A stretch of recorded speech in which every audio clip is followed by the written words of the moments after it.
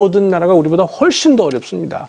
지금 이명박 정부에 대해서 만약에 평가하시려면요, 같은 시기에 다른 나라 정부는 어떻게 해왔는데 이명박 정부는 어느 정도 해왔다는 것을 우리가 같이 놓고 평가를 해야지. 이명박 정부가 지금 이거 못했다는 것만 가지고 평가하시면 저는 적어도 제가 이명박 정부 편들자고 하는 건 아닙니다만 제가 그렇게 전문가로서 객관적인 건 아닌 것 같다. 10초만요. 소장님 너무 말씀 못하시는 것 같아서. 찬성과 의견이 같아요.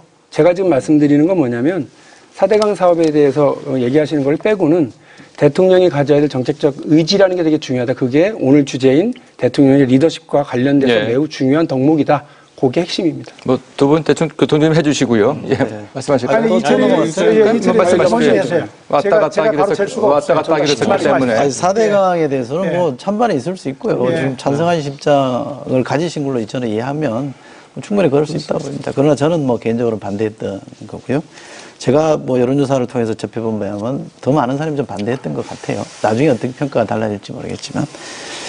4대강 관련해서 짚어야 될 문제는 정책에 대해서는 대통령이 저는 국민적으로 검증받았다 이렇게 생각하면 밀어붙일 수 있다고 생각합니다. 그런데 절차는 전 지켜야 된다고 생각합니다. 박근혜 후보가 유신인가요? 사과할 때 발언했던 거 보면 목적이 이 수단을 정당화시킬 수 없다고 얘기했거든요. 4대강이 아무리 옳다고 할지라도 그것을 국회에서 야당의 물리적 저지를 뚫고 강행 처리하는 것은 저는 온당치 않다고 생각합니다. 설사 그것이 아무리 옳다고 할지라도. 우리가 미국의 예를 들면 오바마 정권 들어서서 어리범 개혁이 됐잖아요. 그거 한 5, 60년 걸린 겁니다. 야당이 반대해서 못했거든요. 공화당이 반대해서 못한 겁니다. 거기는 왜 선진국이라고 하는데 그렇게 시간이 오래 걸리고 우리는 왜 대통령이 되자마자 그걸 이 힘으로 숫자로 밀어붙여서 해내야 되는지 저는 리더십에서는 저 굉장히 심각한 문제를 표현했다고 생각합니다. 민주적 리더십으로 가야 된다고 저는 생각하고요. 또 하나 민주적 리더십으로 간다고 그랬을 때 제가 박근혜 후보에 대해서 똑같이 마침 다 문재인 후보 쪽으로 와 있는 분들이라서 이게 한쪽으로 편향돼 있다는 전제를 제가 깔고 말씀드리는데 김동영 민화회부 의장이 박근혜 후보를 왜 지지하지 않느냐라는 얘기를 했을 때 이렇게 얘기했습니다. 2004년에 17대 국회에서 본인이 원내대표를 하고 박근혜 후보가 당시에 당대표였던 겁니다. 그러니까 매일 하루에도 여러 번씩 만나서 협의하고 상의를 했는데 결과적으로 본인이 직접 표현한 바에 의하면 철벽을 앞에 놓고 얘기하는 것 같다라는 느낌을 오늘인가요? 아침신문 인터뷰에서 밝혔습니다.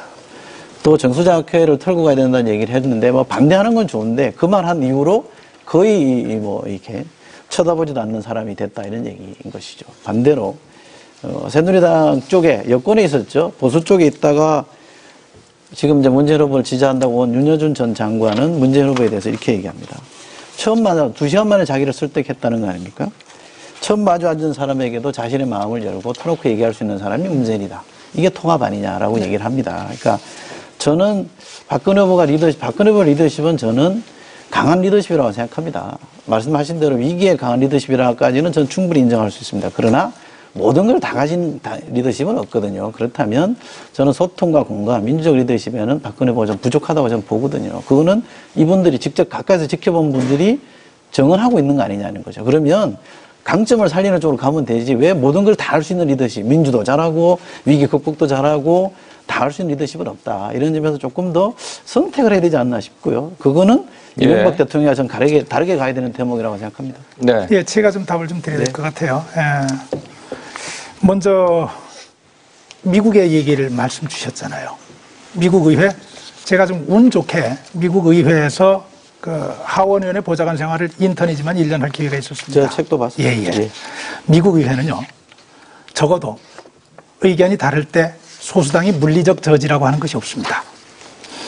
민주 중에 가장 중요한 원칙은 대화와 타협이에요. 대화와 타협을 위해서 노력합니다. 그러나 그것이 실패할 경우에는 다수당의 위치를 인정을 해줍니다. 표결로 가는 거예요. 우리가 총선 때 왜 공천하는데 그렇게 신경을 씁니까? 대화와 타협이 실패했을 때 표결로 가서 그래도 본인들이 책임지고 결정하겠다고 하는 그 위치를 점하기 위해서 다수결로 가는 거예요. 그런데 다수당이 다수결로 가는데 그걸 물리적으로 막는다? 그러면 굳이 다수당 될 이유가 뭐 있어요? 저는 미국과의 비교에 있어서는 우리가 새정치를 얘기하는 마당에 국회에서 더 이상 난투국 사라지고 그리고 물리적 저지와 충돌 사라져야 된다고 한다면 이 원칙부터 우리가 세워야 된다고 생각을 합니다. 대화 타협 하나, 두 번째 안 될 때는 다수결 원칙이 지켜지는, 물론 거긴 전제가 있습니다. 소수의 의견을 받아들일 수 있는 통로 필요하다는 거 맞습니다.